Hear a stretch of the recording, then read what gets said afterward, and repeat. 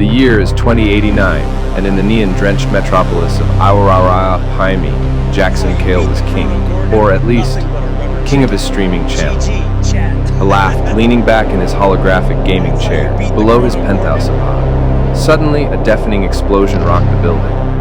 A Luminex Corp transport, a sleek anti-gravity vessel, had malfunctioned and crashed into a power conduit. Just below his window, a wave of raw, unfiltered solar flux surged upwards, overloading every circuit in Jaxon's apartment, his entire streamings.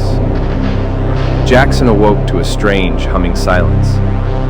The first thing he noticed was his hair, which was no longer its usual black, in the reflection of a cracked monitor. He saw it was now a swirling nebula of blue and purple, shot through with neon highlights that seemed to glow with their own light.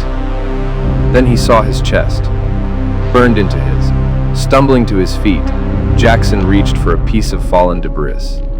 The moment his fingers touched it, a torrent of energy, a solar surge blasted from his hand, punching a perfectly circular, molten hole through his wall. Ooh, okay, new feature unlocked, he muttered, grin spreading across his face. This was. Across Aurora, holographic news billboards flickered to life. They showed a terrifying figure cloaked in animated darkness, standing atop the Luminex Corp tower. The age of light is over. A voice hissed, echoing through the streets. Luminex has hoarded power for too long. I am Empress Void in my eclipse. Eternal dark. Not on my watch. That would be terrible for my streaming schedule, Jaxon said himself. He grabbed his favorite white and gold jacket, the closest thing he had to a super suit. A new instinct guided him. He focused, and the world dissolved into a blur. He was moving, a streak of pure light, a photon dash. Solaris Prime landed on the Luminex tower with a dramatic flare. Hey, I think you dropped this, he quipped, holding up a tiny, flickering mote of light. My will to live in a world without Wi-Fi. Empress Void turned, her form a vortex of nothingness, a new spark to extinguish. She raised a hand, and as Solaris Prime fired a Y. The battle was unlike any boss fight Jaxon had ever played. Every blast of light he threw, Empress Void consumed.